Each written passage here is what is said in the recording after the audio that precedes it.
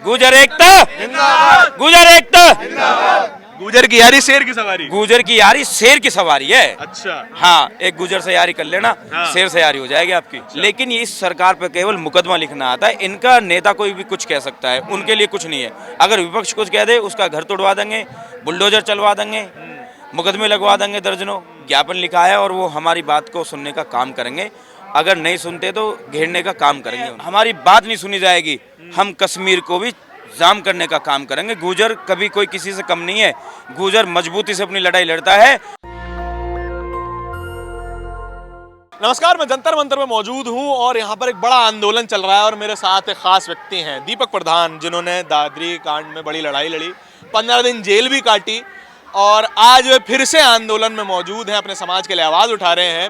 कश्मीर में गुजर बकरवाल समाज की स्थिति किसी से छुपी हुई नहीं है। उन्हें एसटी का आरक्षण प्राप्त है, लेकिन उनके आरक्षण को धीरे धीरे जंग लगाने की कोशिश हो रही है, ऐसा यहाँ पर मौजूद लोग कह रहे हैं कि और जो पहाड़ी समाज है, जो कि सवर्ण समाज में आता है, उसको भी जो है वो एसटी के आरक्षण में जगह दी जा रही है।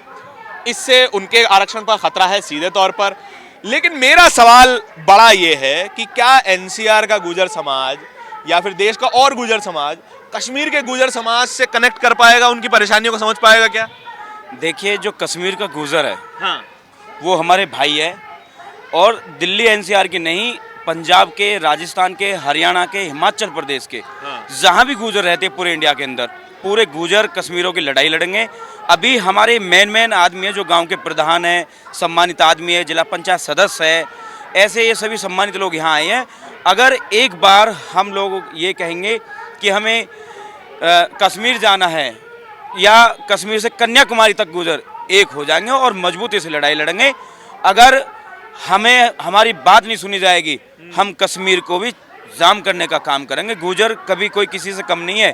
गुजर मजबूती से अपनी लड़ाई लड़ता है और सरकार को भी उखाड़ फेंकते हैं। आपने देखा होगा कि अब से पहले भी राजस्थान में भी गुजर आंदोलन हुआ था। हाँ। कई जगह गुजर आंदोलन हुए थे, लेकिन कभी गुजर पीछे नहीं हटा है। हमने शहादत दी है अपने गुजर भाइयों के लिए। हमारे राजस्थान में कितने गुजर मारे गए थे, लेकिन जब भी हम पीछे नहीं हटे थे और अब भी पीछे नहीं हटेंगे।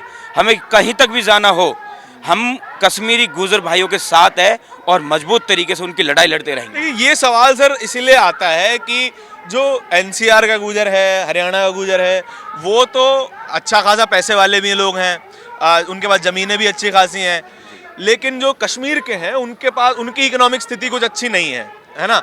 तो फिर ये कनेक्ट कैसे बैठेगा? जी, आपने सही कहा। जो हमारे कश्मीर के गुजर है, उनकी आर्थिक स्थिति कमज़ोर है, लेकिन वो दिल से कमज़ोर नहीं है। हाँ। आज भी आप उनके पास चले जाओ, वो इतना सम्मान करते हैं जितने हमारे दिल्ली एनसीआर के गुजर है, राजस्थान के, हरियाणा के, कोई भी जाता है वो सबसे ज़्यादा सम्मान करते। इतना हमारे यहाँ के गुजर नहीं करते जितना वो सम्मान करते। लेकिन हम उनके लिए, उनके ये नहीं कि हम उनको सहारा नहीं, हम उनको पैसा से तन मन धन गन हर तरह से उनके साथ है। ये कोई गलत कह रहा है कि उनके साथ पैसे से नहीं है, हम हर तरह से साथ है। यहाँ जितने भी गुजर आए हुए कश्मीर से, पूरा हमने कह दिया कि किसी भी तरह से कोई भी ज़रूरत होगी हम उनके साथ है, हर तरह से, गाड़ी घोड़े से, पैसे से। गुजर कहीं कोई कमज़ोर नहीं है, गुजर हर जगह मजबूत है। कश्मीर में जो धारा 370 हटाई गई थी, 35 है जो है निष्क्रिय किया गया था, तब बोला था कि आरक्षण बढ़िया तरीके से लागू होगा, जी, है ना? और क्या कहते हैं, अलग अलग जो सुविधाएं हैं वो भी वहाँ के लोगों को मिलने लगी जो अभी नहीं मिलती हैं। तो फिर आज ये आरक्षण की बात कैसे हो रही है? टीवी मीडिया में बड़ी तारीफ करी थी। देखिए, सरकार ने, जो कश्मीर सरकार थी, उन्होंने पहले हमारे गुजरों को आश्वासन दिया था कि हम जो आपको इसमें जोड़ रहे हैं, लेकिन अब जो पहाड़ी लोग हैं उनको भी इसमें जोड़ा जा रहा है।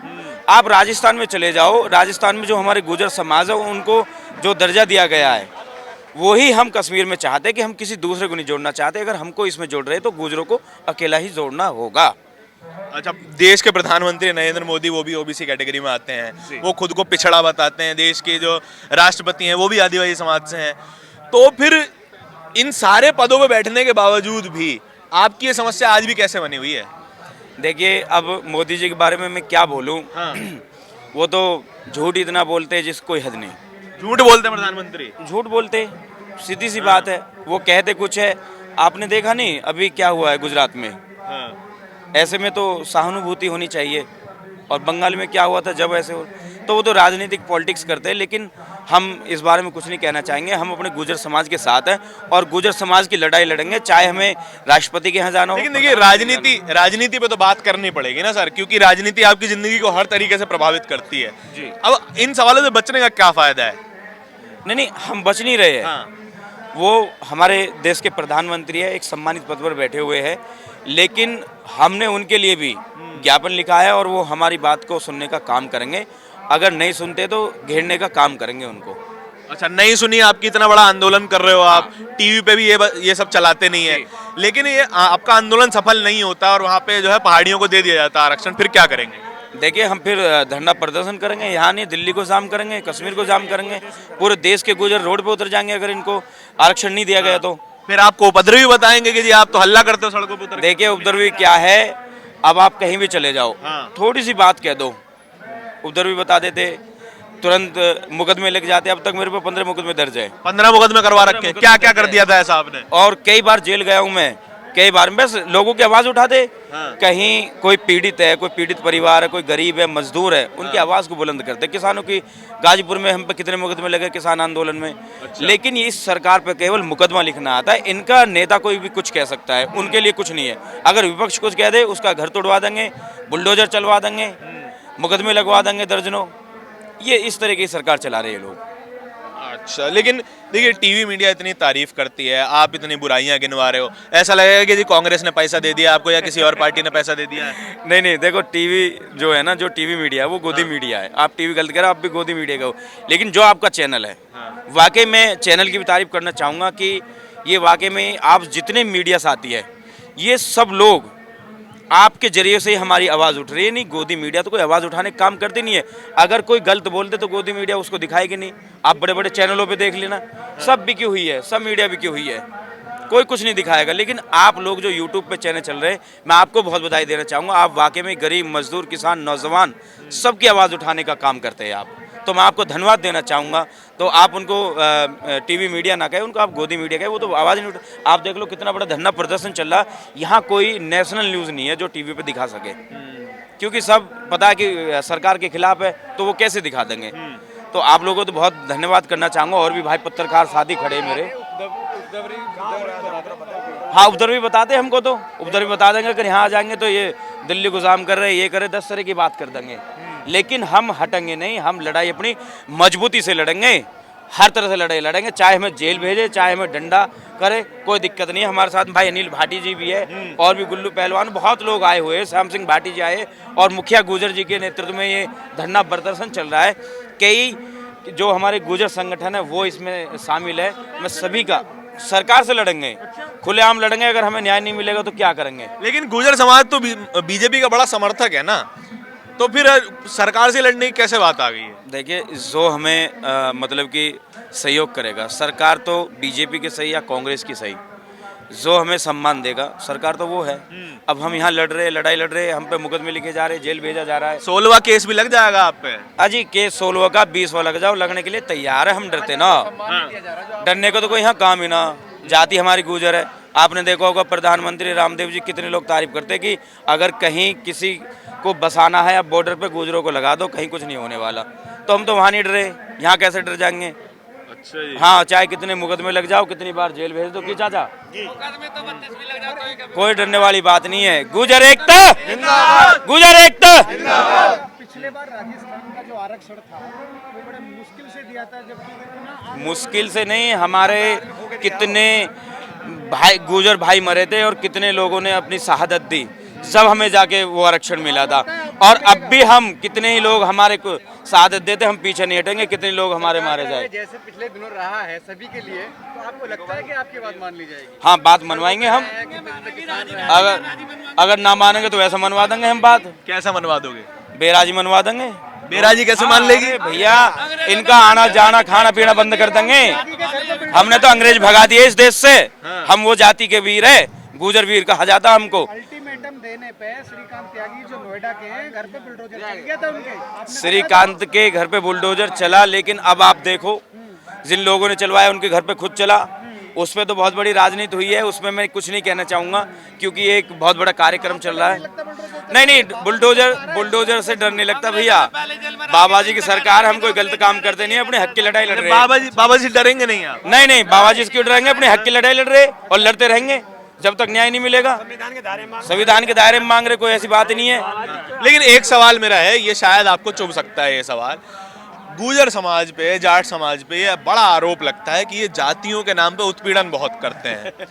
नहीं, आप कहीं भी, हर जगह कहीं भी अगर कोई सी बिरादरी का हमने उत्पीड़न किया हो तो आप बता सकते हैं, हम किसी का उत्पीड़न नहीं करते। लेकिन जहां भी हर तरह से साथ देते, चाहे पंडित हो, ब्राह्मण हो, ठाकुर हो, जाट हो, वाल्मीकि हो, नाई हो, हर समाज का साथ देते, अपने भाई मानते हैं उनको। हमने किसी समाज का आज तक उत्पीड़न नहीं करा, ये गलत है। हम लोगों को गुमराह किया जाता है, बदनाम किया जाता है कि गुर्जर। लेकिन टीवी वाले तो काफी बताते हैं कि भैया जहां भी उत्पीड़न की खबरें आती हैं वहां पे आरोपी कोई जाट निकलता है, कोई गुर्जर निकलता है, कोई ठाकुर निकलता है। नहीं, गलत है। गुर्जर तो बहुत अच्छे और सच्चे आदमी है और अपने के लिए जान दे देते। गुर्जर की यारी शेर की सवारी है। गुर्जर की यारी शेर की सवारी? गुर्जर की यारी शेर की सवारी है। अच्छा। हाँ, एक गुर्जर से यारी कर लेना, हाँ। शेर से यारी हो जाएगी आपकी। लिख के ये बात तो मैं मानता हूँ कि भैया गुर्जर समाज दिलदार तो होता है।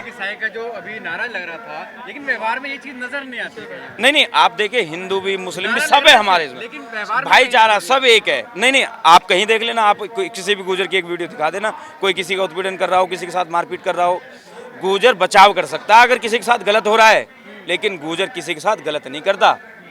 ये आप नोट कर लेना। जैसे आप बोल रहे हैं कि गुर्जर समाज आरक्षण के लिए लड़ रहा है। हाँ मैं एमपी से बिलोंग करता हूँ। जी।